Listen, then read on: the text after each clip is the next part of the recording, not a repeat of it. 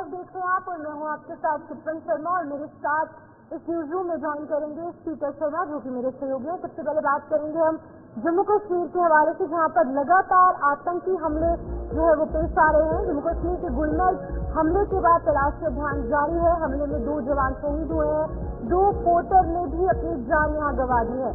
हमले में 6 लोगों का इलाज यहाँ पर जारी है, जो कि घायल हुए थे। देश काम सेना की गाड़ी पर आतंकी हमला हुआ था। गुलमर्ग में ये हमला पेश आया, जहाँ पर डिस्ट्रिक्ट बारामूला के गुलमर्ग में ये हमला पेश आया, जिसमें कि 4 लोग अपनी जान गंवा चुके हैं, जिसमें से 2 जवान शहीद हुए हैं और 2 पोर्टर ने भी अपनी जान गंवा दी है। तमाम जो बड़े राजनीतिक दल के नेता हैं उनके द्वारा इस हमले की निंदा की जा रही है। लेकिन अगर हम कुल मिलाकर देखेंगे तो पिछले हफ्ते में ये चौथे से 5वां यहाँ पर हमला पेश आ रहा है। जम्मू कश्मीर में लगातार आतंकवादी गतिविधियां एक बार फिर से बढ़ने लगी है।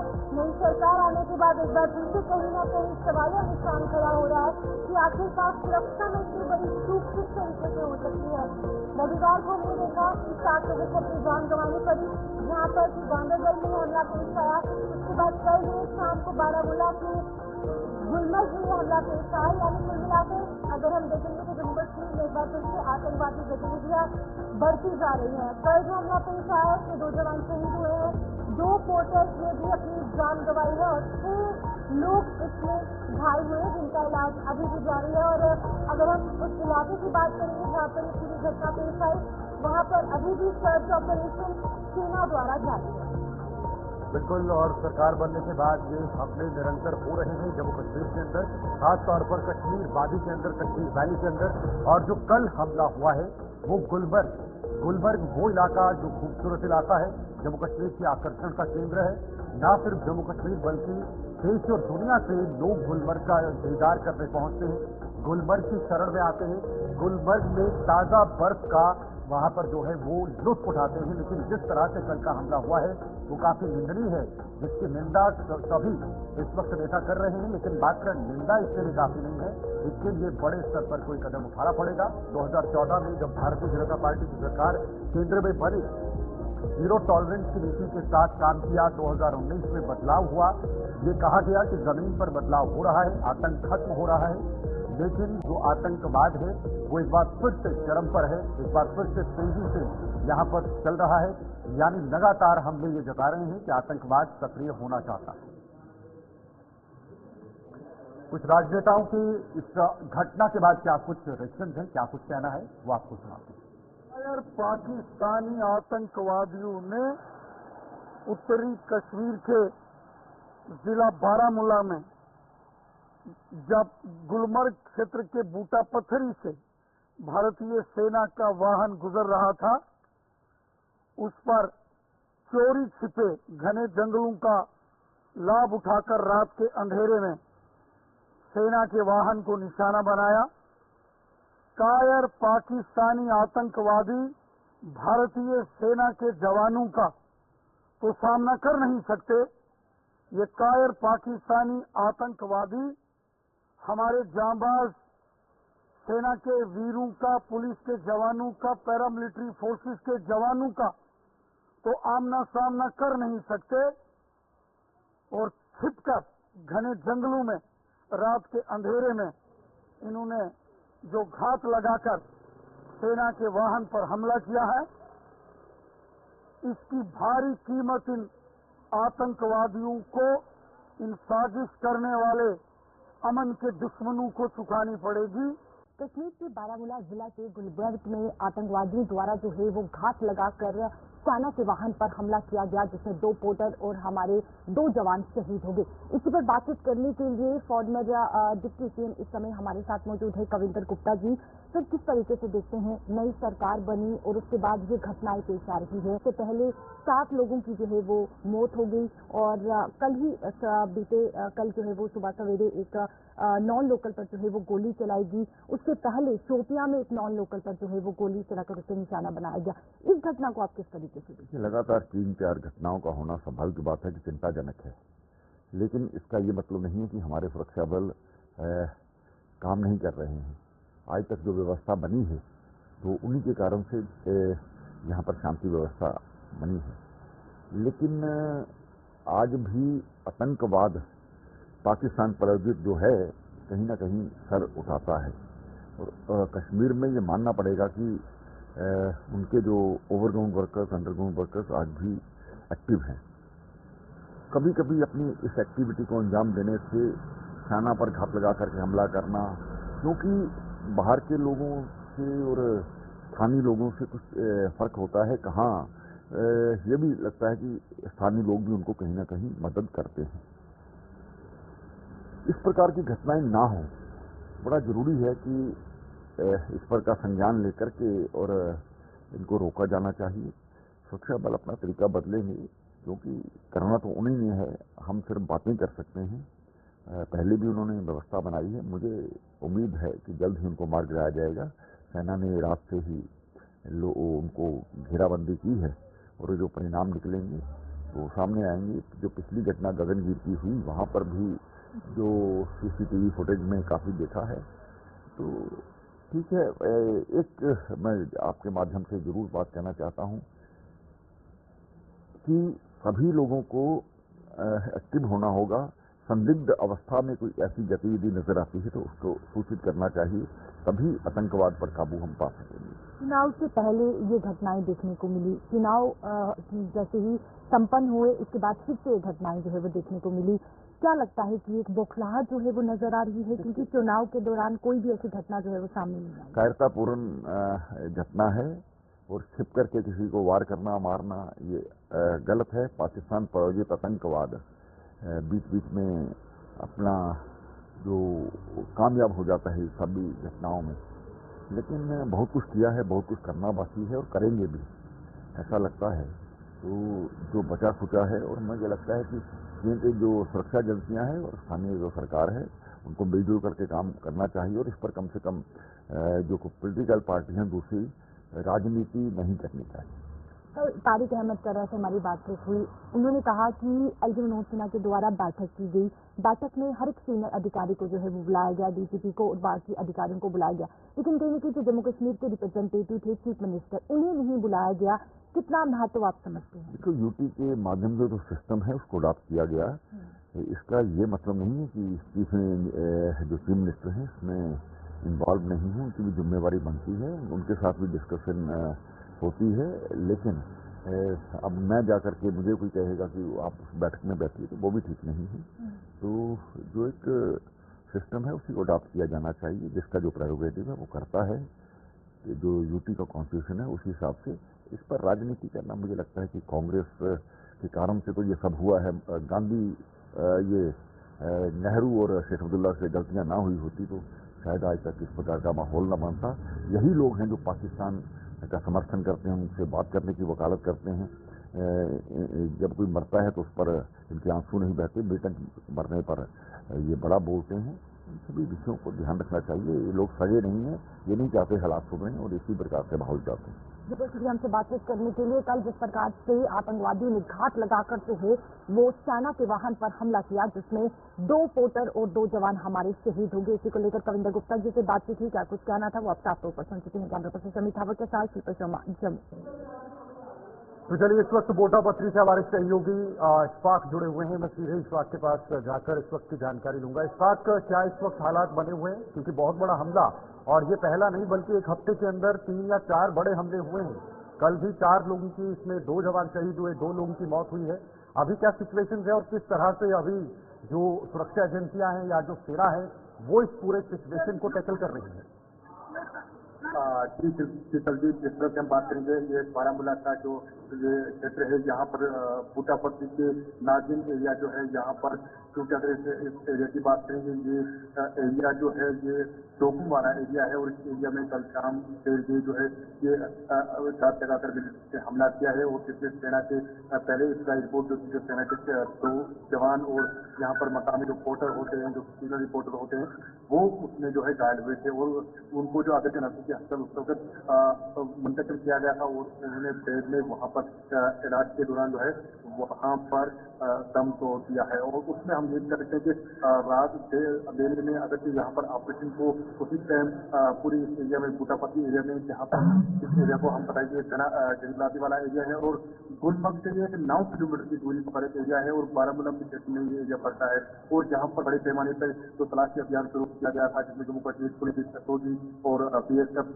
जो है और सीआरपीएफ की तरफ से यहाँ पर ऑपरेशन चलाया गया और रात पर क्योंकि यहाँ पर काफी अंधेरा था उस वजह से घना जंगल भी है ऑपरेशन को काला किया गया था, लेकिन सुबह जैसे ही सूरज की किरणें जमीन पर पड़ी तो उसी के साथ साथ यहाँ पर इस ऑपरेशन को मजीद मस्ती कर दिया गया है और इस इलाके में इस वक्त भी एक तो ड्रोन सर्वेलेंस के जरिए और हेलीकॉप्टर के जरिए पूरा जो है इस वक्त तलाशी अभियान दोबारा से शुरू कर दिया गया है और इस वक्त भी इस इलाके में चप्पे चप्पे को यहाँ पर खनन किया जा रहा है। बिल्कुल इरशाद, जो 6 लोग इसमें घायल हुए हैं इस अटैक में उनकी क्या कुछ स्थिति है और कहाँ पर उनका इलाज चल रहा है? देखो जिस तरह से अभी फौज की तरफ से ये सर्विस आया है और उसमें ये कहा गया कि सेना के जो 2 जवान हैं उन्होंने गति जो है प्राप्त की है और उसमें 2 मामूली फोटो है वो जिला बारामूला से ही ताल्लुक रखते हैं और उन्होंने भी यहाँ पर जो शायद प्राप्त की है। वहीं अगर हम बात करेंगे इस एरिया में मजीद जो यहाँ पर फौज की टुकड़ी तैनात की गई है, आप विजुअल से अगर हम आप देख सकते हैं कि ये पूरा घना जंगल वाला एरिया है और इस वक्त जहाँ तक हमें पता चला है कि उन्हें जो है जो बेस कैंप है आर्मी का वहाँ पर उनका इलाज चल रहा है और अभी भी उनकी जो स्थिति है वो खतरे से बाहर है, लेकिन ये कह सकते हैं कि इस वक्त भी यहाँ पर जो है ऑपरेशन बड़े पैमाने पर चलाया जा रहा है और जो यहाँ पर कल रात के अंधेरे में जो एक ऐसा कहा जा सकता है कि वो मेरे तो इसी एरिया में अगर मौजूद होंगे तो उसी लिहाज से ऑपरेशन को मजीद मजबूत किया जा रहा है ताकि ये जो एलओसी के अगर हम बात करेंगे 25 किलोमीटर की दूरी पर जहाँ पर एलओसी भी आता है और जहाँ पर इस वजह से ऑपरेशन को एक छोटा सा जवाब दीजिएगा, एक छोटा सा जवाब दीजिएगा जल्दी से। गुलमर्ग वो इलाका है जिसे सब लोग जानते हैं, टूरिस्ट वहाँ पर पहुँचते हैं, आकर्षण का केंद्र है, पर्यटक वहाँ पर भारी मात्रा में आते हैं, तो वहाँ से ये हमला होना इसका क्या संदेश जाता है पूरे देश के अंदर? देखिए जिस तरह से हम आपने परफेक्ट कल गुलमर्ग की बात की, पलट सेक्टर गुलमर्ग का क्योंकि ये यहाँ से मैंने पहले भी कहा था 8 किलोमीटर की दूरी पर आता है गुलमर्ग और जिस तरह से कल पहले फैलाया गया है गुलमर्ग से इस पर्यटक स्थल पे ये हमला हुआ है, गुलमर्ग का एक और हिस्सा है जिसके अगर पूरे इसको जोग्राफी डाल के अपने व्यूअर्स को बताएंगे कि बारामूला एक बड़ा अल्ला है और इसमें मुख्तलिफ जगहों को लेकर के यहाँ पर तिकमनिया कल की गई, लेकिन ये इलाका जो है ये नागिन से भी आगे इलाका है, जंगलाती जने इलाका है फिर जहाँ पर बूटापत्ती के नाम से जाना जाता है और जहाँ पर एक फौजी छावनी जो है उसे आगे है पहाड़ी के बीच में जो है ये यहाँ पर सड़क जा रही है। ठीक है, बहुत बहुत शुक्रिया ये जानकारी पहुंचाने के लिए और ये लाइव तस्वीरें वहां से दिखाने के लिए। इस्फाक हमारे साथ बने हुए थे जिन्होंने पूरी जानकारी दी जब वहां पर हमला हुआ था और हमले के बाद अभी फिलहाल उस पूरे इलाके को वहां पर घेराबंदी कर दी है, सेना मुस्तैद है और जो भी आतंकी वहां पर छिपे होंगे उन्हें जल्द से जल्द मार गिराया जाएगा। आगे बढ़ेंगे, बात करेंगे जिस तरह से जम्मू कश्मीर के अंदर दरबार मूव का एक बहुत बड़ा मुद्दा है, उसको बहाल करने की मांग भी अब उठने लगी है। आवामी इत्तेहाद पार्टी ने श्रीनगर में जोरदार प्रदर्शन किया है और ये सरकार का पहला प्रदर्शन भी है। सरकार के खिलाफ सांसद इंजीनियर रशीद ने यह मुद्दा उठाया है, सिविल सचिवालय तक पैदल मार्च किया और उन्हें दरबार मूव को लेकर अब कहीं न कहीं उन्हें संज्ञान में लेने की कोशिश यहाँ पर करने की बात कही है। अभी इंजीनियर रशीद लोकसभा चुनाव में जीत कर आए हैं और उनके खिलाफ पूर्व मुख्यमंत्री उमर अब्दुल्ला रहे थे उस समय और चुनाव में जीत हासिल हुई थी और काफी भारी मतों से चुनाव में जीत हासिल हुई थी। उम्मीदें थी कि विधानसभा चुनाव के अंदर इंजीनियर रशीद की पार्टी एक बड़ी पार्टी के तौर पर उभर कर आएगी, लेकिन ऐसा नहीं हुआ। अब उन्हें विपक्ष में बैठना पड़ रहा है। विपक्ष के नाते अब इंजीनियर रशीद की पार्टी एक बार फिर से अब जो दरबार मूव का मुद्दा जम्मू कश्मीर के अंदर है, पिछले कई सालों से यह प्रचलन चल रहा था, लेकिन उस प्रचलन को खत्म किया था, अब जाकर उसको फिर से जोरों शोरों से उठाया जाना।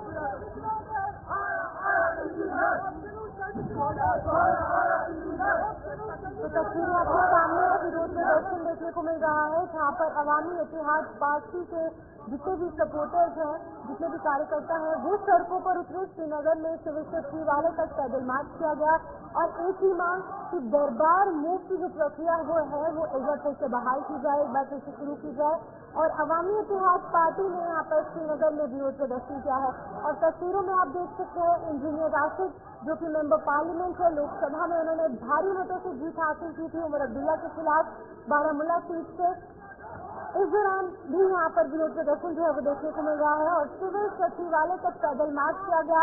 हजारों की संख्या में यहाँ पर प्रदर्शनकारी मौजूद रहे और एक ही मांग उठाई जा रही है कि दरबार में जिस तरीके से कुछ सालों पहले हुआ करता था, लेकिन अभी जो है वो किन्हीं कारणों की वजह से बंद किया गया और एक बार फिर से बहाल कहीं ना कहीं दरबार में होना चाहिए, यही मांग जो है वो लोगों द्वारा की जा रही थी। तस्वीरों में आप देख सकते हैं इंजीनियर आश्रित ने इस विरोध प्रदर्शन की अगुवाई की है। कहीं ना कहीं अध्यक्षता रेजिडेंसी यहाँ पर विरोध प्रदर्शन की देखने को मिली और मांग उठ रही है कि दरबार में हो। सिर्फ अवामी इतिहाद पार्टी ही नहीं, कई अन्य राजनीतिक दल हैं। जम्मू कश्मीर के स्थानीय लोग भी कुछ इस तरीके की मांग ही चाहते हैं। वो चाहते हैं कि जैसे जल्द दरबार मूव एक बार फिर से यहाँ पर शुरू हो, क्योंकि कुछ सालों पहले तक दरबार मूव हुआ करता था, लेकिन अब किन्हीं कारणों की वजह से ये बंद हो चुका है। हर तरह के खिलाफ है वो सारे स्टेक होल्डर से कहते हैं कि मारामारी का खेल बंद कीजिए। कश्मीर में स्कूल की जगह मारने की जरूरत नहीं, एक रिकन्सिलेशन की जरूरत है, बातचीत की जरूरत है। लेकिन पूरी चीजें कहेंगे मेहरबानी करके कश्मीर के इलाकों पर हिंदुस्तान के 140 करोड़ लोगों को बहका ये खबर उम्र साहब से नहीं कहेंगे। हम एक बार फिर यहाँ अच्छा करोगे, हम आपके साथ हैं। हम बिल्कुल ये नहीं चाहेंगे कि आप परेशान हो। कश्मीर के मसले, कश्मीर का मसला, एक मसला हम लोगों की सियासत हमारी कोशिश है। आप इंजीनियर रशीद को चार देर से गिरा नहीं सकते। हम कहने के लिए तैयार है, जो करना है वो कर दो, जो कहना है वो कह दो। लेकिन यहाँ से मजलूम, खुददार, पूरे वाले बाकिरदार लोगों के तमाम देखना चाहिए दरबार के बारे में अपना वादा और पूरा कीजिए। ये कश्मीर के लोगों की डिमांड है, ये कश्मीर के लोगों की डिमांड है, ये हर किसी की डिमांड है। अगर आप ऐसा नहीं कर सकते तो बेहतरीन तरीका यह है श्रीनगर को जम्मू कश्मीर का हॉस्पिटल दारुल करार दिया जाए। हम एक महीना वेट कर रहे हैं, उसके बाद हमारी मुतहरिक हो और आप ये भी कहेंगे आप हमें रोड में दिखाओ। हम सब अल्लाह और रसूल की कसम आपके पीछे चलने को तैयार है। वरना मजलूम सादा हुकूम को धोखा मत दीजिए। यहाँ 1 लाख लोग कब्र की नींद हुए हैं। क्रिश्चियन पंडित से परेशान, मुसलमान से परेशान, मुस्लिम से परेशान, हिंदू से परेशान। हमें कश्मीर अपने का हल निकालना है। वो ताकत अच्छी गवर्नमेंट के लिए आई अदालत है। हमें कनिष्ठ मोशन का रोल अदा कीजिए। लेकिन हम डरने वाले, झुकने वाले, चाहे हमें पार्लियामेंट की सीट मिले या न मिले, असेंबली जाए या न जाए, हम एंड में यही बात करूंगा। तुम आपके सकते थे हर हुकूमत याद रखो, नशे में मत रहो। आपने चंद दिन पहले कहा, अब लोग मुझे सुबह सलाम करते हैं, ये पूछे खाना क्या खाया, 5 साल नहीं पूछा। मोहम्मद साहब आपसे मैं पूछता हूँ, 5.5 साल में बिहार में रहा, क्या आपने कभी मेरे बच्चों से पूछा जो हुर्रियत के लोग जेल में बंधे, कभी उनके घर गए तो 1000 रुपये। अगर आप दम है तो कल सारे तेजू को छुड़ाने का ऐलान होना चाहिए था। आप मोदी जी को आपके गुलदस्ते को दिए, उन्होंने आपको क्या दिया ये खूब जानना चाहिए। इस बात पर अपनी बात खत्म करूंगा। हम नहीं चाहते बात जाम हो, इससे वो यूनिवर्सिटी हो। उमर साहब ये कहूँगा, हर हुकूमत है आनी जानी है मोहब्बत मगर जानी। ये सख्त होगा आज तुमको मुबारक। हम दिलों पर हुकूमत करेंगे इंशाअल्लाह। तो आपने देखा सांसद इंजीनियर रशीद की पार्टी और सांसद इंजीनियर रशीद खुद भी सड़कों पर नजर आ रहे हैं और सरकार बनने के बाद तुरंत अब जो पिछले 150 साल से चली आ रही प्रथा थी, जम्मू कश्मीर के अंदर दरबार मूव की प्रथा थी, उसको खत्म कर दिया गया। लेकिन अब उसकी बहाली को लेकर एक बार फिर से आवाज उठती हुई नजर आ रही है। इस पर हम बातचीत करेंगे। दरबार मूव अक्सर आम लोगों तक इसका जो वर्णन है या जो इसकी परिभाषा है वो नहीं होती है, उसको भी जानने की कोशिश करेंगे। विनोद कुमार जी वरिष्ठ पत्रकार इस वक्त हमारे साथ न्यूज़ रूम लाइव में जुड़े हैं। विनोद जी, पहले तो दरबार मूव का एक छोटा सा डेफिनेशन, इसको कैसे परिभाषित करेंगे, आम लोग इसे कैसे समझ पाएंगे, और अगर ये प्रथा इतने सालों से चल रही थी, इसको बंद करने की जरूरत क्यों पड़ी, और अब दोबारा से वापस इसकी जो आवाज उठ रही है कि बहाल हो जाए, वो जरूरत क्यों पड़ी? हाँ, बिल्कुल इससे लगी आवाज उठ रही है और बड़ी तीव्रता से आवाज उठ रही है कि दरबार मूव की जो प्रथा लंबे समय से चलती आ रही थी, मुझे लगता है 1869 से चलती आ रही थी, उस प्रथा को बंद क्यों किया गया, ये सवाल उठते हैं। बिल्कुल। जम्मू के लोगों की बात करें तो जम्मू के होटलियर्स का ये कहना है कि दरबार मूव होता तो होटल वालों को पैसा मिलता था, यानी इनको बेनिफिट होता था। बाजार की बात की जाए तो उनका ये कहना था कि ग्राहकों का फ्लो बढ़ता था, और हमने देखा भी है काफी सारे ग्राहक आते थे। लेकिन सरकार ने सोचा कि जब पूरा का पूरा सचिवालय में यानी सेक्रेटरीट में काम करने वाले सभी लोग वापस यहाँ पे आते हैं तो उनको एकोमोडेशन देनी पड़ती है, राजस्व में बचत। हाँ, उनको एकोमोडेशन देनी पड़ती है, एकोमोडेशन में बहुत सारा खर्चा होता है। दोबारा आप देखिए कि हम साइंटिफिकली हम कितना मजबूत होते गए हैं। आईटी में हमने इतना काम किया है, उसके बावजूद वो ट्रकों में भरकर के फाइलें लानी, वो फाइलें ट्रकों से 6 महीने के लिए यहाँ पे लानी, 6 महीने की वहाँ पे लानी, और उस पर भी कैरेट का बड़ा खर्चा है। ऐसे कि SRTC जो है उसको कितना पैसा गवर्नमेंट की तरफ से देना पड़ा। फिर सरकार ने ये फैसला लिया कि कहीं ना कहीं इस प्रथा को बंद करना चाहिए, और ये जो करोड़ों रुपए का नुकसान हो रहा है उसको रोकना चाहिए। यानी आगे ही खसारे में है यूटी जम्मू कश्मीर, उसके बावजूद इतना बड़ा घाटा नहीं उठाया। लेकिन विनोद जी, जम्मू कश्मीर एक इकलौता राज्य है पूरे देश में, भारतवर्ष में, जहाँ पर दरबार मूव की प्रक्रिया होती है। ये अपने आप में एक ऐतिहासिक चीज भी है, क्योंकि राजधानी सर्दियों में अलग हो जाती है, गर्मियों में अलग हो जाती है।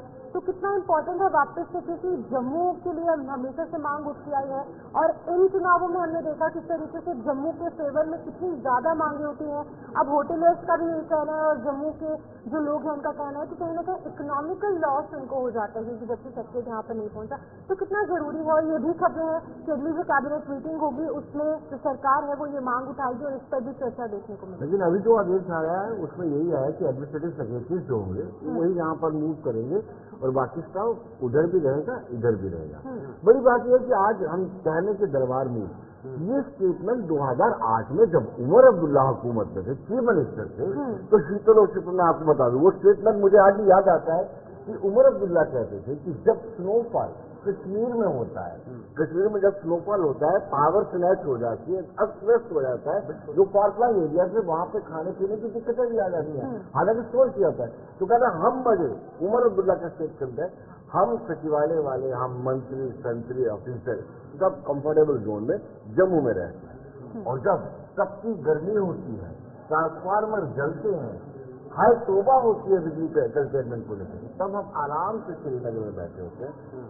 दरबार मूव पर पुनर्विचार करना चाहिए। उन्होंने सबका स्टेटमेंट मुझे आज भी याद आ रहा है। आज हम कह रहे हैं कि दरबार मूव हुआ है, गलत हुआ है, इस पर चर्चा की जानी चाहिए, और खासतौर पर व्यापारियों से पूछा जाना चाहिए कि उनकी जाति राय क्या है, कितना नुकसान कारोबार को हो रहा है। बिल्कुल। अभी जो ये आवाजें उठाई जा रही हैं राजनीतिक पार्टियों द्वारा, ये वाकई में एक दर्द भरी आवाज है, या फिर राजनीतिक तलख इसे कहा जा सकता है तुरंत सरकार बनने के बाद? मुझे देखिए, अगर मैं अपने अनुभव से बात करूं, ये मेरी जाती राय है, उसमें यह है कि अगर शीतल को काम होता है कश्मीर में, सेक्रेटरी पूरा कश्मीर होता है, शीतल को एज ए लेमैन या आर्थिक तौर पर शीतल इतना मजबूत नहीं है, उसको जाना है वहां पे होटल एक किराए पे लेना है, फिर एक काम के लिए आपको 7 दिन तक रुकना पड़ेगा।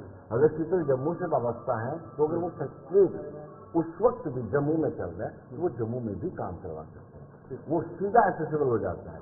लेकिन अगर दरबार मूव होता है तो जम्मू के लोगों को कश्मीर में जाना पड़ता है, कश्मीर के लोगों को छोटे छोटे काम के लिए जम्मू में आना पड़ता है, उनको रुकना पड़ता है, उनका अपना भी खर्चा होता है, हालांकि वो मार्केट में जाते हैं। सरकार अपने राजस्व को बचाने के लिए गरीब इंसान का जेब टटोल रही है कि आप जाइए कश्मीर में जम्मू से और आप अपने पैसे खर्च कीजिए, वहां पर जाइए और अपना काम करवाइए। दूसरा ये शीतल मतलब 12 महीने अगर सचिवालय कश्मीर में भी रहे, जम्मू में भी रहे, वो बेहतर नहीं होगा, क्योंकि कामकाज जम्मू के लोगों का कामकाज जम्मू के सेक्रेटरीट में हो जाए, उनको कश्मीर में ना जाना पड़े। क्योंकि दरबार मूव की प्रथा ये है कि पूरा दरबार ही उठ करके कश्मीर में चला जाता है, पूरा दरबार उठ करके जम्मू में आ जाता है, तो फिर काम जो जम्मू वालों का काम है 6 महीने के। सरकार से ये भी कह रही है कि दोनों जगह पे काम चलेगा।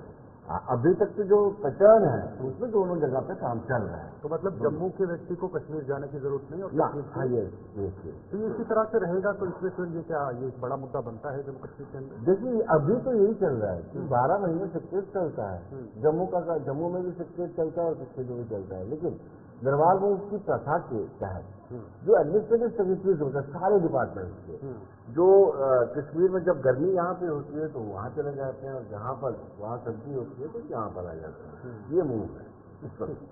ये डोगरा शासक ने शुरू किया था, शायद आप ज्यादा जानते हैं। महाराजा हरि सिंह के कार्यकाल में ये शुरू हुआ था जी। तो मतलब जम्मू के लोग भी चाहेंगे कि दरबार मूव हो, और जो यहाँ पर काफी बिजनेसमैन हैं, लोग हैं जिन्हें नुकसान हो रहा है, उनके लिए कहीं ना कहीं ये लाभदायक है। देखिए सिर्फ दरबार मूव वो सब इसकी वकालत करते हैं, लेकिन सवाल यह है कि सचमुच 12 महीने चलना चाहिए। कश्मीर के लोगों का काम उधर हो जाए और जम्मू के लोगों का काम इधर हो जाए। बेसिक नेसेसिटी जो है। विनोद जी, जिस तरीके से आपने कहा कि उमर अब्दुल्ला द्वारा 2008 में कहा गया कि दरबार मूव नहीं होना चाहिए, यहाँ पर उसकी वकालत की गई, और अब वो कह रहे हैं अब इस पर मीटिंग भी की जाएगी, कैबिनेट में अगली जो मीटिंग होगी उस पर बात होगी। वहीं उनके जो पिताश्री हैं फारूक अब्दुल्ला, उन्होंने 1987 में जब वो अपने टाइम पर मुख्यमंत्री थे, उन्होंने आदेश भी दे दिए थे कि दरबार मूव बंद किया गया, लेकिन विरोध प्रदर्शन इतना हुआ, लोगों ने उसके अगेंस्ट आवाज उठाई, और फिर एक बार फिर से दरबार मूव जो है वो शुरू हो गया। देखिए तर्क जो तर्क था उमर अब्दुल्ला का, ये तर्क था कि जब मुसीबत कश्मीर में होती है तो दरबार जम्मू में होता है, और जब मुसीबत जम्मू में होती है, मैं उन पीक गर्मियों की बात कर रहा हूँ जब तापमान इतना ज्यादा होता है और लगातार आए दिन बिजली और पानी की दिक्कतें रहती हैं, और दरबार सारा अमला संतरी मंत्री और ब्यूरोक्रेट सब के सब कश्मीर में होते हैं। लेकिन तो जम्मू ये कश्मीर उनका के वेदर कंडीशन एक्सट्रीम हम कह सकते हैं, क्योंकि यहाँ की टोपोग्राफी ऐसी, यहाँ की वेदर कंडीशन भी कुछ ऐसी है कि हमको ऐसा करना ही पड़ रहा है। विनोद जी, कोई सेकंड ऑप्शन नहीं है, क्योंकि अगर हम सर्दियों में वहाँ पर कश्मीर में रहेंगे तो वहाँ पर इतनी ज्यादा स्नोफॉल होगी, वहाँ पर काम नहीं हो पाएगा। देखिए ट्रिपल, ये तो राजा महाराजाओं ने अपनी सहूलियत के लिए बनाया, क्योंकि उधर सर्दी होती थी तो बियर नहीं कर पाते थे तो इधर आ जाते थे, इधर जब गर्मी होती थी कड़ाके की तो उधर चले जाते थे। वो प्रथा चलती है। अगर मैं गलत ना हूँ, ये प्रथा शायद उत्तराखंड में भी है, देहरादून और गैर है। जी, लेकिन ये प्रथाएं मतलब आप आवाम के नुमाइंदे हैं। आवाम जब दिक्कत में है तो आप अपने कंफर्ट जोन में है। जब आवाम को प्रॉब्लम है तो आप छोड़ करके उनको, जनता को छोड़ करके आप अपने कंफर्ट जोन में रहते हो। इस पर भी हमने सोचना है कि आवाम ने आपको अपना नुमाइंदा बनाकर के भेजा है। ठीक है, बहुत बहुत शुक्रिया आपका हमारे साथ समय साझा करने के लिए, हमारे साथ इस वक्त जुड़ने के लिए। इस वक्त आपको सीधे लिए चलते हैं चंडीगढ़ में, जहां पर पंजाब के मंत्री प्रेस कॉन्फ्रेंस कर रहे हैं। जी एनओसी वाली रजिस्ट्री की प्रॉब्लम सी वो खत्म कर दी गई। तो देखो मान सरकार हमेशा ही पंजाब के लोगों ਲਈ, पंजाब के लोगों की अपनी पार्टी आम आदमी पार्टी, तो पिछलियां सरकारां ਦੇ ਵਿੱਚ ਜਿਹੜੀ 10 ਸਾਲਾਂ ਦੀ ਖੱਜਲ ਖੁਆਰੀ ਸੀ ਉਹ ਮਾਨ ਸਰਕਾਰ ਨੇ ਖਤਮ ਕੀਤੀ। ਪਿਛਲੀਆਂ ਸਰਕਾਰਾਂ ਹਮੇਸ਼ਾ ਹੀ ਝੂਠੇ ਦਾਅਵੇ, ਝੂਠੇ ਵਾਅਦੇ ਕਰਦੀਆਂ ਰਹੀਆਂ, ਪੰਜਾਬੀਆਂ ਨੂੰ ਪਰੇਸ਼ਾਨ ਕੀਤਾ ਜਾ ਰਿਹਾ ਸੀ। ਸੋ 3 ਸਤੰਬਰ ਨੂੰ ਅਸੀਂ ਵਿਧਾਨ ਸਭਾ ਦੇ ਵਿੱਚ ਮੁੱਖ ਮੰਤਰੀ ਪੰਜਾਬ ਸਰਦਾਰ ਭਗਵੰਤ ਸਿੰਘ ਮਾਨ ਜੀ ਅਸੀਂ ਇੱਕ ਬਿੱਲ, ਸਰਕਾਰ ਬਿੱਲ ਲੈ ਕੇ ਆਈ। ਸੋ ਬਿੱਲ ਪਾਸ ਕੀਤਾ ਗਿਆ। ਸੋ ਮਾਨਯੋਗ ਗਵਰਨਰ ਸਾਹਿਬ ਦਾ ਧੰਨਵਾਦ ਜਿਨ੍ਹਾਂ ਨੇ ਉਸ ਬਿੱਲ ਨੂੰ ਪਾਸ ਸਹਿਮਤੀ ਦਿੱਤੀ। ਸੋ ਜਿਸ ਕੋਲ 31 ਜੁਲਾਈ 2024 ਤੱਕ ਦੇ ਗੈਰ ਕਾਨੂੰਨੀ ਵਿੱਚ 500 ਵਰਗ ਤੱਕ ਦੇ ਪਲਾਟ ਸੀਗੇ, ਉਹਨਾਂ ਨੂੰ ਕੋਲ ਕੋਈ ਵੀ ਬਿਆਨਾ, ਐਗਰੀਮੈਂਟ, ਪਾਵਰ ਆਫ ਅਟਾਰਨੀ, ਉਹਨਾਂ ਦੀ ਐਨਓਸੀ ਵਾਲੀ ਜਿਹੜੀ ਸ਼ਰਤ ਆ ਉਹ ਹਟਾ ਦਿੱਤੀ ਗਈ, ਉਹਨਾਂ ਦੀਆਂ ਰਜਿਸਟਰੀਆਂ ਹੋਣਗੀਆਂ। ਸੋ ਗੈਰ ਕਾਨੂੰਨੀ ਜਿਹੜੀਆਂ ਕਲੋਨੀਆਂ ਪੰਜਾਬ ਚੱਲ ਰਹੀਆਂ ਸੀ ਉਹਨਾਂ ਨੂੰ ਠੱਲ ਖੁੱਲ੍ਹਣੀ ਪਵੇਗੀ। ਇਹ ਜਿਹੜੇ ਪੰਜਾਬ ਦੇ ਭੋਲੇ ਭਾਲੇ ਲੋਕ ਜਿਹੜੇ ਇਲੀਗਲ ਕਲੋਨੀਆਂ ਵਿੱਚ ਪਲਾਟ ਲੈ ਬੈਠੇ ਸੀ, ਘਰ ਲੈ ਬੈਠੇ ਸੀ, ਬਿਜਲੀ ਮੀਟਰ ਲੱਗਣ ਦੀ ਪ੍ਰੋਬਲਮ ਆ ਰਹੀ ਸੀ, ਰਜਿਸਟਰੀ ਨਹੀਂ ਹੋ ਰਹੀ ਸੀ, ਸੋ ਉਹਨਾਂ ਨੂੰ ਇਹ ਸਹੂਲਤ ਦਿੰਦੇ ਹੋਏ ਮੁੱਖ ਮੰਤਰੀ ਪੰਜਾਬ ਸਰਦਾਰ ਭਗਵੰਤ ਸਿੰਘ ਮਾਨ ਜੀ ਨੇ ਇਹ ਦੀਵਾਲੀ ਦਾ ਤੋਹਫਾ ਦਿੱਤਾ। ਸੋ ਆਉਣ ਵਾਲੇ ਟਾਈਮ 'ਤੇ ਜਿਹੜੀਆਂ ਇਲੀਗਲ ਕਲੋਨੀਆਂ ਚੱਲਦੀਆਂ ਉਹਨਾਂ 'ਤੇ ਪੂਰੀ ਨੱਥ, ਜਿਵੇਂ ਕਾਰਵਾਈ ਚੱਲ ਰਹੀ ਹੈ ਉਹ ਕਾਰਵਾਈ ਇਸ ਤਰ੍ਹਾਂ ਚੱਲਦੀ ਰਹੇਗੀ। ਸ਼ਹਿਰਾਂ ਦੀ ਪਲੈਨਿੰਗ ਡਿਵੈਲਪਮੈਂਟ ਤਰੀਕੇ ਨਾਲ ਹੋਵੇਗੀ। ਸੋ ਮੈਂ ਪੰਜਾਬ ਦੇ ਸਾਰੇ ਭਰਾਵਾਂ ਨੂੰ ਇਹ ਵਧਾਈ ਵੀ ਦਿੰਦਾ ਤੇ ਨਾਲ ਬੇਨਤੀ ਕਰਦਾ ਕਿ ਇਹ ਜਿਹੜੀ ਐਨਓਸੀ ਤੋਂ ਬਿਨਾਂ ਤੁਹਾਡੀ ਰਜਿਸਟਰੀ ਨਹੀਂ ਹੋ ਰਹੀ ਸੀ ਉਹਨੂੰ ਜਲਦੀ ਕਰਵਾ ਲਿਆ ਜਾਵੇ। ਲੋਕਾਂ ਦੀ ਸਰਕਾਰ ਹੈ, ਲੋਕਾਂ ਦੇ ਫੈਸਲੇ ਨਾਲ ਹੀ ਚੱਲੇਗੀ। ਸੋ ਮੁੱਖ ਮੰਤਰੀ ਪੰਜਾਬ ਸਰਦਾਰ ਭਗਵੰਤ ਸਿੰਘ ਮਾਨ ਜੀ ਆਮ ਲੋਕਾਂ ਲਈ ਵੱਡੀ ਰਾਹਤ ਹੈ, ਜਿਸ ਵਿੱਚ ਭੋਲੇ ਭਾਲੇ ਲੋਕਾਂ ਦਾ ਪੈਸਾ ਬਰਬਾਦ ਨਹੀਂ ਹੋਵੇਗਾ। ਸੋ ਭਵਿੱਖ ਵਿੱਚ ਗੈਰ ਕਲੋਨੀਆਂ ਵਿਕਸਿਤ ਹੋਣ ਤੇ ਸਖਤ ਪਾਬੰਦੀ ਹੋਵੇਗੀ। ਸੋ ਮੈਂ ਮੁੱਖ ਮੰਤਰੀ ਪੰਜਾਬ ਦਾ ਪੰਜਾਬ ਵਾਸੀਆਂ ਵੱਲੋਂ ਵੀ ਧੰਨਵਾਦ ਕਰਦਾ ਤੇ ਪੰਜਾਬ ਵਾਸੀਆਂ ਨੂੰ ਬਹੁਤ ਬਹੁਤ ਮੁਬਾਰਕਬਾਦ ਦਿੰਦਾ। ਸੋ ਮੀਡੀਆ ਵਾਲੇ ਵੀਰਾਂ ਦਾ ਵੀ ਬਹੁਤ ਧੰਨਵਾਦ। ਸੋ ਅੱਜ ਸਾਰੇ ਭਰਾ ਪਹੁੰਚੇ, ਸੋ ਤੁਹਾਡੇ ਹੀ ਚੈਨਲ ਰਾਹੀਂ ਇਹ ਖਬਰ ਲੋਕਾਂ ਤੱਕ ਪਹੁੰਚੇਗੀ। ਲੋਕਾਂ ਨੂੰ ਜਿਹੜੀ NOC ਦੀ ਪ੍ਰੋਬਲਮ ਸੀ ਉਹ ਖਤਮ ਹੋਵੇਗੀ। ਸੋ ਮੈਂ ਇੰਨੇ ਕਹਿੰਦਾ ਤੁਹਾਡਾ ਸਾਰਿਆਂ ਦਾ ਧੰਨਵਾਦ ਕਰਦਾ। कदों तो लागू हो गए? ਇਹ ਸਰ ਹਫ਼ਤੇ ਕੁ ਦਾ ਪ੍ਰੋਸੀਜਰ ਰਹਿ ਗਿਆ। ਹਫ਼ਤੇ ਕੁ ਬਾਅਦ ਆਪਣਾ ਦੀਵਾਲੀ ਤੋਂ ਬਾਅਦ ਚਾਲੂ ਹੋ ਜਾਣਾ। ਦੀਵਾਲੀ ਤੋਂ ਬਾਅਦ ਇਹ NOCਆਂ ਹਫ਼ਤਾ ਹੋਰ ਲਗਾ ਲਓ, ਮਤਲਬ 10 ਨਵੰਬਰ ਤੋਂ ਸਟਾਰਟ ਹੋ ਜਾਏਗਾ। नोटिफिकेशन जारी होने ਨੋਟੀਫਿਕੇਸ਼ਨ ਨੂੰ ਹਫ਼ਤਾ 10 ਦਿਨ ਲੱਗ ਜਾਂਦੇ ਜੀ। ਅਫਸਰ ਸਾਹਿਬਾਨ ਬੈਠੇ ਆ, ਇਹਨਾਂ ਨੇ ਇਹ ਦੱਸਿਆ ਕਿ ਇਹਨੂੰ ਹਫ਼ਤਾ ਕੁ ਪ੍ਰੋਸੀਜਰ ਹੈਗਾ ਹਫ਼ਤੇ ਕੁ ਦਾ। का हाई कोर्ट के चैलेंज करती थी नहीं वो सारा क्लियर नहीं। देखो गवर्नर साहब ने करता, गवर्नर साहब हो गया वाइट ਵਿੱਚ ਬਿੱਲ ਨੂੰ ਮਨਜ਼ੂਰੀ ਦਿੱਤੀ ਗਈ ਤੇ ਹੁਣ ਤੇ ਕੋਈ ਇਹੋ ਜਿਹਾ ਪ੍ਰੋਬਲਮ ਰਹੇਗੀ। ਕਈ ਤਹਿਸੀਲਦਾਰਾਂ ਨੇ ਜਦੋਂ ਗੱਲ ਕਰੀ ਹੈ ਤਾਂ ਵੀਡੀਓ ਹੋਇਆ ਸੀ ਜਦੋਂ ਗਵਰਨਰ ਨੇ ਮਨਜ਼ੂਰੀ ਦਿੱਤੀ ਆ, ਪਰ ਉਹ ਕਹਿੰਦੇ ਕਿ ਜਦੋਂ ਇਹ ਬਕਾਇਦਾ ਤੌਰ ਤੇ ਜਦੋਂ ਤੱਕ ਨੋਟਿਸ ਜਾਰੀ ਨਹੀਂ ਹੁੰਦੀ ਹੈ ਤੇ ਜਿਹੜਾ ਹਾਈ ਕੋਰਟ ਵਾਲਾ ਜਿਹੜੇ ਕਿਹਾ ਹੈ ਉਹਨਾਂ ਨੇ ਦੱਸਿਆ ਹਾਈ ਕੋਰਟ ਵਾਲਾ ਮਤਲਬ ਇਹ ਦੇਖੋ ਜਦੋਂ ਵਿਧਾਨ ਸਭਾ ਦੇ ਬਿੱਲ ਪਾਸ ਹੋ ਗਿਆ, ਗਵਰਨਰ ਸਾਹਿਬ ਨੇ ਸਹਿਮਤੀ ਦੇ ਦਿੱਤੀ, ਤਹਿਸੀਲਦਾਰ ਸਾਹਿਬਾਨ ਸਰਕਾਰ ਦੇ ਨਾਲ ਨੇ, ਜਿਵੇਂ ਸਰਕਾਰ ਦੀ ਮਨਜ਼ੂਰੀ ਹੋ ਗਈ ਤੇ ਰਜਿਸਟਰੀਆਂ ਨੂੰ ਪ੍ਰੋਬਲਮ ਨਹੀਂ ਆਉਗੀ, ਹੋਏਗੀ ਸਾਰਿਆਂ ਦੀਆਂ ਹੋਣਗੀਆਂ, ਪਰ ਹੋਣਗੀਆਂ 500 ਵਜੇ ਤੱਕ ਦੀ। ਜਿਹਨਾਂ ਦੇ ਕੋਲ ਬਿਆਨੇ ਹੈ, ਜਿਹਨਾਂ ਦੇ ਕੋਲ ਐਗਰੀਮੈਂਟ ਹੈ ਜਾਂ ਕੋਈ ਪਾਵਰ ਆਫ ਅਟਾਰਨੀ ਹੈ, ਉਹਨਾਂ ਸਾਰਿਆਂ ਦੇ ਲਈ ਇਹ ਸਹੂਲਤ ਦਿੱਤੀ ਗਈ ਹੈ। गैर कानूनी आप देख रहे थे इस वक्त पंजाब में गृह मंत्री की चंडीगढ़ से प्रेस कॉन्फ्रेंस के खिलाफ वक्त ब्रेक का है फॉर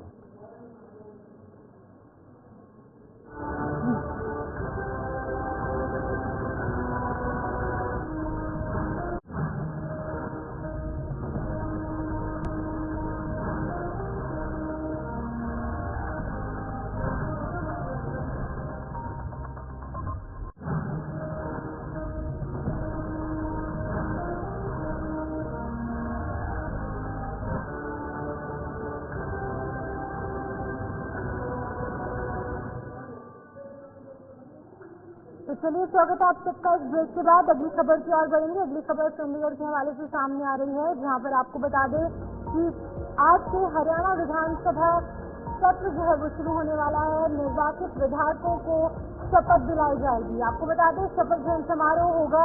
प्रोटेम स्पीकर रघुवीर कादियान का नाम सामने आया, जहां पर स्पीकर और डिप्टी स्पीकर का भी चुनाव होना है, लेकिन उससे पहले विधानसभा सत्र जो है वो आयोजित किया जाएगा, जिसमें प्रोटेम स्पीकर बना दिया गया है। और प्रोटेम स्पीकर जो है वो तमाम जो निर्वाचित विधायक हैं उनको शपथ दिलाएंगे। बता दें कि रघुवीर कादियान शपथ दिलाई जाएगी उनके द्वारा। यहाँ पर प्रोटेम स्पीकर का नाम भी सामने है, स्पीकर और डिप्टी स्पीकर का भी चुनाव होना है।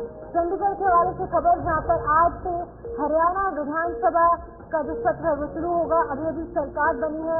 ओट यहाँ पर जो है वो नाथ सिंह सैनी द्वारा दूसरी बार ली गई है और तीसरी बार भाजपा की सरकार हरियाणा में निकलकर सामने आई और दूसरी बार ये युवा मुख्यमंत्री द्वारा शपथ ली गई है, जहां पर नाथ सिंह सैनी दूसरी बार हरियाणा के जो CM है वो बने हैं।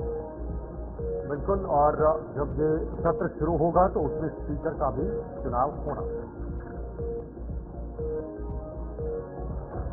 इधर झारखंड में ईडी की कार्रवाई लगातार जारी है। लगातार पिछले कई दिनों से ईडी झारखंड के अंदर सक्रिय नजर आ रही है और झारखंड सरकार के मंत्री की मुश्किलें एक बार फिर से बढ़ती हुई नजर आ रही है। भाई और निजी सचिव को ईडी ने समन दिया है। ईडी ने अगले हफ्ते पूछताछ के लिए भी बुलाया गया है और उनसे पूछताछ होगी कि आखिर मामला क्या है। लेकिन झारखंड में जिस तरह से चुनाव से पहले से ही ईडी सक्रिय नजर आ रही है, अलग अलग जगहों पर अलग अलग मामलों में छानबीन कर रही है, उसमें कई कुछ पाया भी है। और अब देखना होगा कि यहाँ पर जो मंत्री हैं उन पर कैसे गाज गिर सकती है। उनकी मुश्किलें फिलहाल बढ़ती हुई नजर आ रही हैं। भाई और निजी सचिव को ईडी ने समन किया है, उन्हें बुलाया है ताकि उनसे पूछताछ की जाए। झारखंड सरकार के पेयजल और स्वच्छता विभाग के जल जीवन मिशन में अनियमितता मामले में मनी लॉन्ड्रिंग के तहत जांच कर रही ईडी ने मंत्री मिथिलेश कुमार ठाकुर के भाई विनय कुमार ठाकुर पर निजी सचिव हरेंद्र कुमार को समन किया है।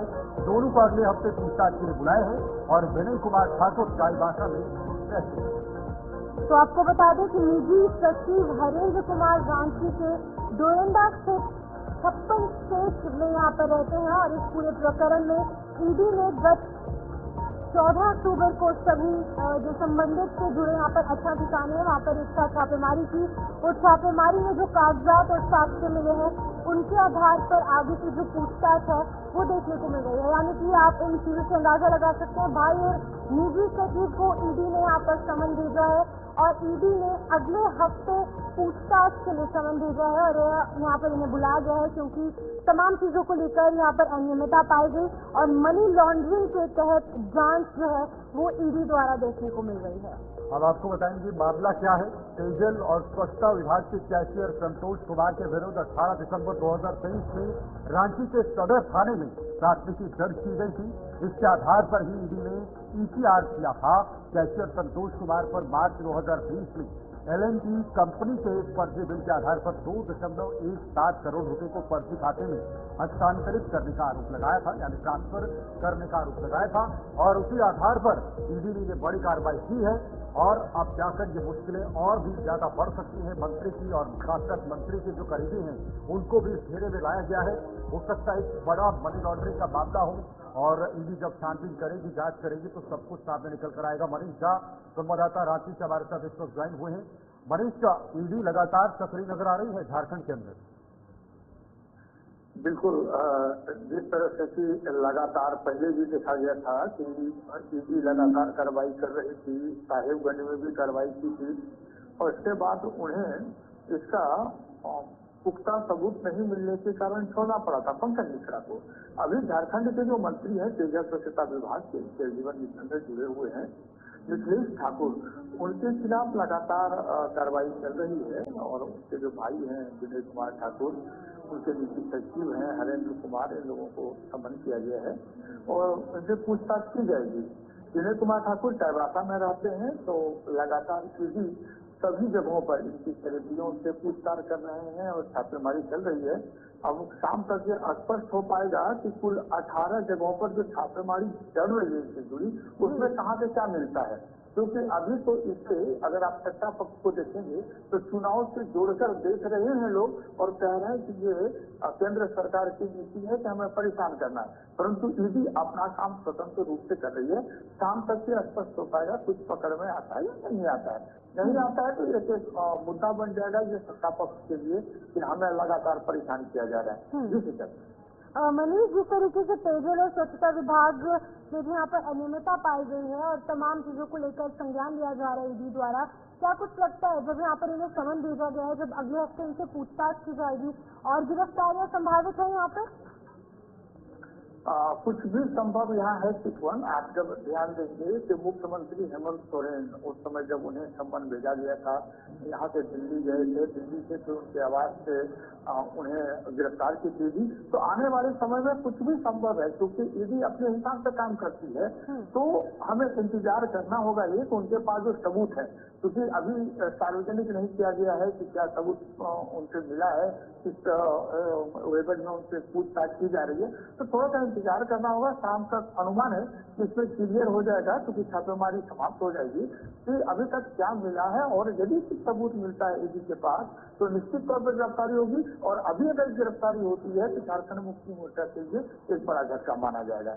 बहुत बहुत धन्यवाद मनीष, ये जानकारी साझा करने के लिए, लोगों को अपडेट करने के लिए। ईडी लगातार सक्रिय है, लेकिन इधर विधानसभा चुनाव को लेकर भी हलचल तेज नजर आ रही है। झारखंड में ही रामचंद्र सिंह पर कांग्रेस ने इस पर भरोसा जताया है और उन्हें टिकट दी है। लातेहार जिले की बालिका सीट से उन्हें प्रत्याशी बनाया गया है।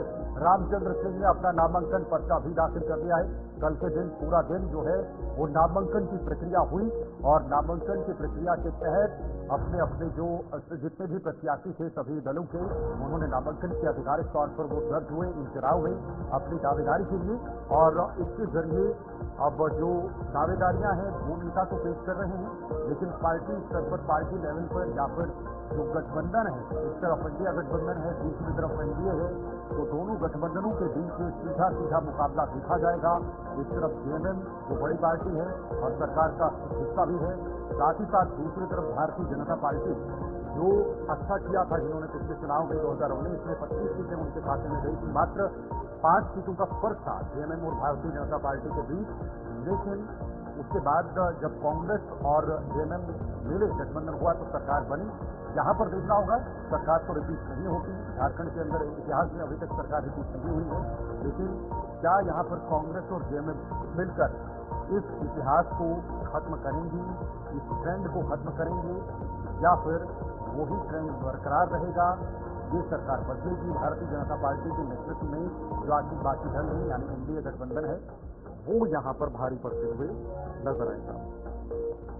तो आपको बता दें कि झारखंड में विधानसभा चुनाव को लेकर सरगर्मियां तेज हो गई हैं और लातेहार जिले के मनिका विधानसभा से मौजूदा कांग्रेस विधायक रामचंद्र सिंह पर कांग्रेस ने एक बार फिर से भरोसा यहाँ पर जताया है। बिल्कुल, तो झारखंड के साथ साथ महाराष्ट्र में भी इस वक्त हलचल तेज नजर आ रही है। कांग्रेस ने अपनी पहली लिस्ट जारी कर दी। कांग्रेस ने 48 उम्मीदवारों की लिस्ट जो है वो जारी कर दी है अभी तक, और अक्कलकुआ से केसी पर भी कांग्रेस उम्मीदवार होंगे। शहादा से राजेंद्र कुमार के चुनाव गावित कांग्रेस के उम्मीदवार होंगे, और इस तरह से 48 के नाम हैं जो अलग अलग जगहों से, अलग अलग क्षेत्रों से जिन्हें टिकट दिया गया है, जिन्हें भरोसा जताया गया है। अब वो कितना कांग्रेस पर खरा उतरते हैं ये देखना होगा, लेकिन फिलहाल कांग्रेस के 48 उम्मीदवारों की ये लिस्ट जो है वो जारी कर दी है। 105 सीटों पर संभवतः या फिर 106 सीटों पर कांग्रेस महाराष्ट्र के अंदर अपने उम्मीदवार उतार सकती है, ऐसी अभी तक खबरें आ रही हैं महाविकास अघाड़ी की तरफ से। लेकिन एक दिलचस्प है कि कितने उम्मीदवार कांग्रेस जमीन पर उतारेगी। पहले 48 उम्मीदवारों की लिस्ट अभी तक कांग्रेस की तरफ से जारी कर दी गई है। इसमें बड़े चेहरे शामिल हैं। अक्कलकुआ को उम्मीदवार बनाया गया है, शहादा से राजेंद्र कुमार को कांग्रेस की तरफ से टिकट दिया गया है। ऐसे में कई सारे पुराने जो खिलाड़ी हैं उनको मैदान में उतारा है, और कुछ नए खिलाड़ियों को भी इस अखाड़े में उतरने का यहाँ पर सौभाग्य प्राप्त हुआ है। उन्हें भी मौका दिया है, सुनहरा मौका दिया है, जो पहली बार भी चुनाव लड़ रहे हैं, और जो पहले कुछ चुनाव तो लड़े हुए हैं लेकिन अब पहली बार विधायकी का चुनाव लड़ रहे हैं। कुछ ऐसे उम्मीदवार भी होंगे कांग्रेस की लिस्ट में। देखना होगा कि अब जब चुनाव होंगे तो कौन किस पर भारी पड़ सकते हैं। बिल्कुल, झारखंड के साथ साथ महाराष्ट्र में भी सरगर्मियां तेज है, और कुछ नाम आपके सामने रखेंगे जहाँ पर केसी पर्वी है, राजेंद्र गावित है, किरण दामोदर है, सुरेश कुमार नायक, प्रवीण चौरे, कुणाल पाटिल, धनंजय चौधरी, राजेश और साथ ही साथ राहुल बोंडे, अमित जनक, ये तमाम वो यहाँ पर नाम है जो जिनका नाम यहाँ पर कांग्रेस पार्टी द्वारा प्रत्याशियों के तौर पर सामने रखा गया है। 48 नाम सामने रखे गए हैं, एक सूची जारी की गई है, जिसको लेकर कि अब कहीं ना कहीं हलचल तेज होती नजर आ रही है महाराष्ट्र में। तो आपको बता दें कि 48 उम्मीदवारों की लिस्ट जारी हो चुकी है, कांग्रेस द्वारा यहाँ पर हलचल तेज हो चुकी है, और तमाम नाम जो है वो सामने आ रहे हैं। कुछ चेहरे नए भी हैं, लेकिन ज्यादातर पुराने चेहरे रिपीट किए गए हैं। सेम चेहरों पर भरोसा जताया गया है, लेकिन कुछ युवा चेहरे भी यहाँ पर उन्हें भी मौका दिया गया है। पहली लिस्ट कांग्रेस पार्टी की यहाँ पर महाराष्ट्र में जारी हो चुकी है, जिसको लेकर हलचल अब कहीं न कहीं तेज हो चुकी है। बिल्कुल, और महाराष्ट्र का मुकाबला इस बार बहुत ही दिलचस्प नजर आएगा, क्योंकि महाराष्ट्र में बहुत बदलाव हुआ है पिछले 5 सालों में। पार्टियों में टूट हुई है, और उन्हीं पार्टियों में जो विधायक अलग हुए और उसके आधार पर सरकारें भी बनाई गई, जिसकी सबसे बड़ी एग्जाम्पल या उदाहरण जो है वो शिंदे हैं, जिन्होंने अपने विधायकों को अलग से लेकर महाराष्ट्र में बीजेपी के साथ मिलकर सरकार बनाई।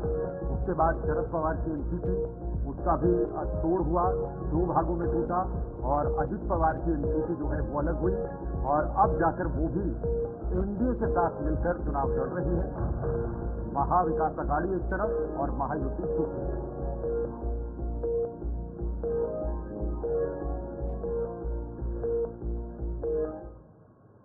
फिर आगे बढ़ेंगे, एक और बड़ी खबर इस वक्त बताएंगे। एनआईए ने इस बार अब लॉरेंस बिश्नोई गैंग पर शिकंजा कसा है। इस वक्त की बड़ी खबर आ रही है, एनआईए की तरफ से शिकंजा कसा गया है और अनमोल पर 10 लाख के इनाम का ऐलान कर दिया है। लॉरेंस बिश्नोई की गैंग से अनमोल बिश्नोई भी है, और उस पर ये शिकंजा कसा है। जोधपुर जेल में सजा भी काट चुका है, कई सालों की सजा उसको वहां पर हुई है, लेकिन अब जाकर एनआईए फिर लॉरेंस बिश्नोई की गैंग पर शिकंजा कसते हुए नजर आ रही है। अनमोल जो लॉरेंस बिश्नोई की गैंग से ताल्लुक रखते हैं, उन पर 10 लाख का इनाम रखा गया है। जेल में सजा भी काट चुका है। इस वक्त बिश्नोई जो गैंग है या फिर लॉरेंस बिश्नोई का जो नाम है वो लगातार सुर्खियों में नजर आ रहा है। सोशल मीडिया पर बिश्नोई का नाम इस वक्त काफी चल रहा है, क्योंकि जिस तरह से हमने देखा है पिछले कुछ सालों में कुछ हत्याएं जो देश के अंदर हुई हैं, वो सीधी सीधी उसकी जिम्मेदारी लॉरेंस बिश्नोई ने अपने कंधों पर ली थी। अब देखना होगा कि यहाँ पर एनआईए किस तरह से शिकंजा कसेगी इस पूरे गैंग को लेकर। हकीम देशमुख हमें जानकारी देंगे। हकीम, ये किस तरह की कार्रवाई है? ये बताया जा रहा है कि लॉरेंस बिश्नोई की गैंग के कुछ लोग जो हैं ये उन पर कार्रवाई की जा रही है। लॉरेंस बिश्नोई का जो मामला है 2022 में सिद्धू मूसेवाला जो कि पंजाबी सिंगर थे, उसके बाद जो है अनमोल जो है वो कहीं न कहीं सुर्खियों में आया था और उसके बाद लगातार वो सुर्खियों में बना रहा। सलमान खान के घर पर देखकर है वो कहीं न कहीं गोलीबारी की गई, तब भी जो है अनमोल का नाम सामने आया था, गोल्डी ब्रार का नाम सामने आया था, और अब जिस तरीके से बाबा सिद्दीकी की हत्या हुई है इसमें भी जो है वो कहीं न कहीं बिश्नोई गैंग और अनमोल का नाम लगातार सामने आ रहा है। 2022 का मामले में एनआईए ने जो है वो कहीं न कहीं 10 लाख का इनाम अनमोल पर जो है वो रखा है। गोल्डी ब्रार और अनमोल अमेरिका में होने की बात लगातार बताई जा रही है। कनाडा से सीधे सीधे संपर्क बाबा सिद्दीकी के 3 हत्यारे जो है लगातार उसके संपर्क में रहने की बात कही जा रही है, और कहीं न कहीं तीन हत्यारे यानी कि जिनको पुलिस ने गिरफ्तार किया है क्राइम ब्रांच की अगर हम बात करते तो उन्होंने ये बताया सीधे तौर पर कि कहीं न कहीं अमेरिका से जो है वो स्नैपचैट के जरिए बिश्नोई जो था वो उनके संपर्क में रहा था और कहीं न कहीं हत्या के प्लान को अंजाम दे रहा था। जी हकीम, लेकिन यहाँ पर जिस तरीके से आपने गोल्डी बरार का नाम लिया, Goldy Brar out of India है, वो कनाडा में बेस्ड है, और साथ ही साथ जो लॉरेंस बिश्नोई है वो जेल के अंदर बंद है, लेकिन इसके बावजूद भी सक्रिय रूप से क्राइम्स लगातार पेश आ रही थी। बड़ी बड़ी हस्तियों के नाम सामने आ रहे हैं जिनके खिलाफ यहाँ पर उनके द्वारा काम किया जा रहा है। यहाँ पर बाबा सिद्दीकी की हत्या की गई, सिद्धू मूसेवाला की हत्या 2022 में की गई। तो किस तरीके से आप देखते हैं इन सभी चीजों को, और किस तरीके से लॉरेंस बिश्नोई अभी जेल के अंदर बंद है, लेकिन फिर भी उनकी जो गैंग है, जो मेंबर्स हैं उनके गैंग के, सक्रिय रूप से उनके लिए काम करते नजर आ रहे हैं पूरे भारतवर्ष में? देखिए, जिस तरीके से हम बात करते हैं कहीं न कहीं मुंबई से क्राइम जो है पूरे तरीके से हटता हुआ नजर आ रहा था, गैंग खत्म हो रही थी, लेकिन कहीं न कहीं अब फिर से ये गैंग वार जो है या फिर गैंग जो है वो अपने सर को ऊपर निकाल रही है। कहीं न कहीं लॉरेंस बिश्नोई गैंग की बात करें या फिर उसके भाई अनमोल की बात करें, गोल्डी ब्रार की बात करें, ये लोग सीधे सीधे हत्या की जिम्मेदारी लेते हैं। वहीं सलमान खान के घर पर जिस तरीके से गोलीबारी हुई पूरे तरीके से जिम्मेदारी बिश्नोई गैंग ने ली थी। अभी जो बाबा सिद्दीकी की हत्या हुई उसमें भी पूरी तरीके से जिम्मेदारी बिश्नोई गैंग ने ली। तो कहीं न कहीं क्या मुंबई में या फिर भारत में ये फिर से गैंग वार शुरू हो रहा है, या फिर अपने तरीके से ये गैंग अपने आप को जो है वो कहीं न कहीं सुर्खियों में रखना चाहती है, या फिर अपने आप को जो है कहीं न कहीं बड़ा बताते हुए कहीं न कहीं लोगों की लगातार हत्या में शामिल होती जा रही है। तो ये देखने वाली बात है गैंग के साथ सामना करना, क्योंकि इसके जड़ें जो हैं वो विदेश में भी हैं, कई अलग अलग देशों में हैं, भारत में सक्रिय हैं, खुद जेल में लॉरेंस बिश्नोई है, लेकिन हर हत्या के पीछे नाम उसका आता है। तो कितना मुश्किल होगा एनआईए के लिए? देखिए, एनआईए की बात करें तो कहीं न कहीं 2022 के जो मामले थे उसमें 2-4 सीटें जो है वो एनआईए ने दाखिल कर दी है, और उसके बाद अब एनआईए ने 10 लाख का इनाम जो है वो कहीं न कहीं लॉरेंस बिश्नोई के भाई के ऊपर रखा है, लेकिन अब तक वो फरार बताया जा रहा है। बात अनमोल की करे या फिर गोल्डी ब्रार की करे तो दोनों की अगर हम बात करते तो कहीं न कहीं कनाडा और अमेरिका में फिट होने की बात बताई जा रही है। और कोई भी व्यक्ति अगर इनकी इंफॉर्मेशन, इनकी जानकारी एनआईए को देता है या फिर क्राइम ब्रांच मुंबई को देता है तो उसको 10 लाख का इनाम देने का ऐलान कर दिया गया है। बहुत बहुत शुक्रिया हकीम, ये जानकारी पहुंचाने के लिए, हमारे दर्शकों को अपडेट करने के लिए। लेकिन फिलहाल देखिए, जम्मू कश्मीर से एक और बड़ी खबर है। गुलबर्ग हमले में एक और जवान शहीद हुआ है, अस्पताल में इलाज के दौरान दम तोड़ा। कल से हमला हुआ था देर रात, आतंकियों ने सेना की गाड़ी पर हमला किया था। हमले में 2 जवान शहीद हुए थे और 2 पोस्टर ने अपनी जान गंवाई थी। लेकिन अभी अभी एक और बेहद ही दुखद खबर भी सामने आ रही है, जिसमें एक और जवान ने अपनी शहादत प्राप्त की है। और ये बताया जा रहा है कि अस्पताल में इलाज के दौरान इस सेना के जवान ने अपनी शहादत प्राप्त की है। तो आपको बता दें कि दुखद समाचार यहाँ पर जम्मू कश्मीर के जिला बारामूला के गुलमर्ग से निकलकर सामने आ रहे हैं, जहाँ पर कल देर शाम को एक आतंकी हमला पेश आया। आतंकियों द्वारा नापाक हरकतें कहीं न कहीं जम्मू कश्मीर में लगातार देखने को मिल रही है।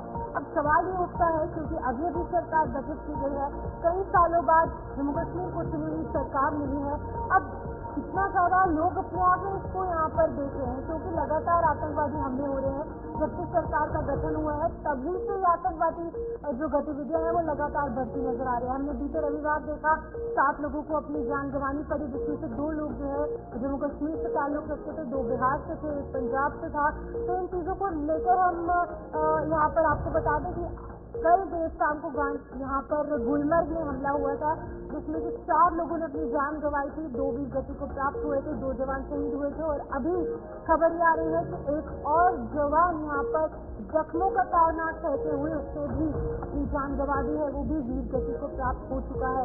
बीते शाम आतंकवादी हमला हुआ गुलमर्ग में, और अपने आप में काफी बड़ी बात है, क्योंकि गुलमर्ग एक टूरिस्ट डेस्टिनेशन है और पूरे देश में ही नहीं बल्कि विदेश में भी कुछ गलत संदेश कहीं ना कहीं कश्मीर घाटी पूरे जम्मू कश्मीर का गया है, क्योंकि देश विदेश से लोग गुलमर्ग पहुंचते हैं और खास तौर पर सर्दियों में यहाँ पर बर्फबारी होती है। विंटर स्पोर्ट्स का मजा लेने के लिए देश विदेश से यहाँ पर लोग पहुंचते हैं। विंटर स्पोर्ट्स के यहाँ पर प्रतियोगिता भी ऑर्गेनाइज करवाई जाती है। अब यहाँ पर आतंकवादी हमले होने लगे हैं, क्योंकि आज तक यहाँ पर आतंकवादी हमले बहुत कम हुए हैं, लेकिन अब सर्दियों का आगाज होते ही यहाँ पर हमले होने लगे हैं। तो पूरे विदेश में देश में भारत के साथ साथ अन्य जितने भी कंट्रीज है वहाँ पर एक गलत संदेश गया है, और कहीं ना कहीं लोग जरूर कतराएंगे गुलमर्ग आने से। अभी खबर यह है कि एक और जवान जो है वो इस गुलमर्ग हमले में शहीद हो चुका है। बिल्कुल सही कहा आपने, लेकिन फिलहाल अफजलाबाद से यूपी की करेंगे, जहां पर 24 घंटे बिजली मिलेगी। उत्तर प्रदेश वासी इस वक्त जगमगाएंगे कि योगी का दिवाली पर ये बड़ा आदेश, और ये दिवाली तोहफा कहा जा सकता है। 28 अक्टूबर से 15 नवंबर तक 24 घंटे बिजली मिलेगी। प्रदेश में 24 घंटे निर्बाध बिजली आपूर्ति होगी, ये योगी आदित्यनाथ ने कहा है, क्योंकि दिवाली है और दीपावली का त्यौहार जो है वो हमेशा जगमगाता हुआ त्यौहार होता है। और इस त्यौहार को देखते हुए, इसके मद्देनजर उत्तर प्रदेश के मुख्यमंत्री ने उत्तर प्रदेश वासियों को एक बहुत बड़ा तोहफा दिया है, और इस तोहफे के जरिए अब 28 अक्टूबर से 15 नवंबर तक 24 घंटे उत्तर प्रदेश के हर गांव, हर गली, हर चौराहा, हर दुकान, हर पोल, हर जगह पर जो है वो चमचमाती हुई बिजली नजर आएगी और जगमगाती हुई रोशनी, चाहे दिन हो या फिर रात हो, इन दिवाली के त्यौहार के साथ साथ ये नजर आएगा। यानी 28 से लेकर 15 तक दिवाली का ये त्यौहार पूरी तरह से जो है वो छम करते हुए नजर आएगा। रजावार से हमारे साथ जुड़े हुए हैं। रजा, कितना बड़ा तोहफा है दीपावली पर?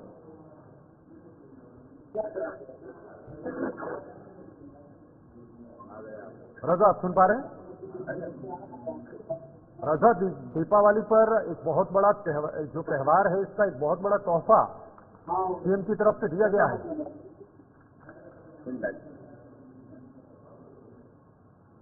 चलिए, लगता है रजा तक हमारी आवाज नहीं पहुंच पा रही है, लेकिन जिस तरह से अभी उत्तर प्रदेश के मुख्यमंत्री ने ये कदम उठाए हैं, वाकई में अगले कुछ दिनों तक, यानी 15 दिनों तक, 15 से 16 दिनों तक ये बिजली जो है वो 24 घंटे मिलती जाएगी। 24 घंटे लोगों तक बिजली पहुंचेगी।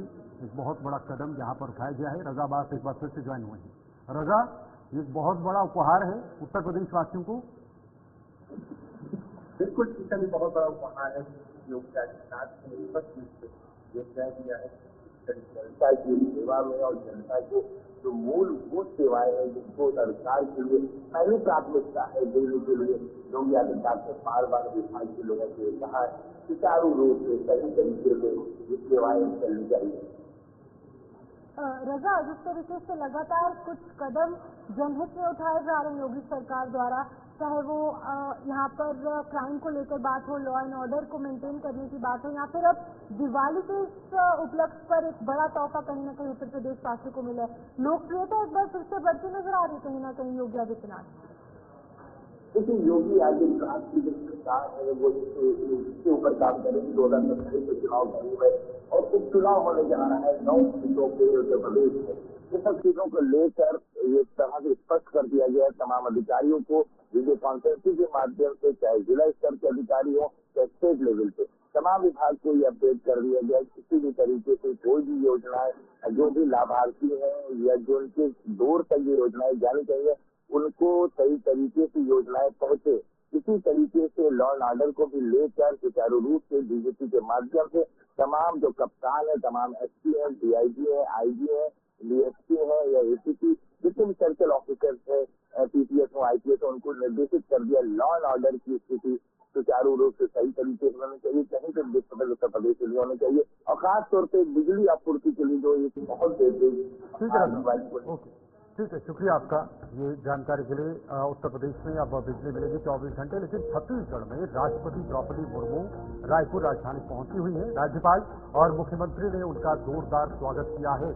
तो बता दें, एम्स रायपुर में आयोजित दीक्षांत समारोह कार्यक्रम में आज हिस्सा लेंगे राष्ट्रपति। कार्यक्रम खत्म होने के बाद सीधा राजभवन पहुंचेंगे और ये छत्तीसगढ़ का दौरा आज राष्ट्रपति द्रौपदी मुर्मू का, जो फिलहाल रायपुर में पहुंच चुकी है छत्तीसगढ़ की राजधानी में। वहां पर राज्यपाल और मुख्यमंत्री ने राष्ट्रपति का जोरदार स्वागत किया है। दीक्षांत समारोह का जो आयोजन वहां पर होना है उसमें हिस्सा बनेंगी राष्ट्रपति द्रौपदी मुर्मू। इस वक्त जो ताजा तस्वीरें आ रही हैं वो स्वागत की तस्वीरें, जब वहां पर राष्ट्रपति द्रौपदी मुर्मू पहुंची उसके बाद उनका जोरदार स्वागत किया गया। वहां से दीक्षांत समारोह के लिए जाएंगी और दीक्षांत समारोह के बाद राष्ट्रपति द्रौपदी मुर्मू सीधा राजभवन के लिए रवाना।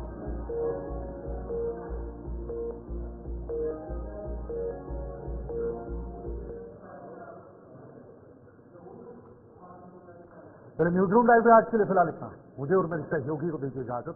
नमस्कार।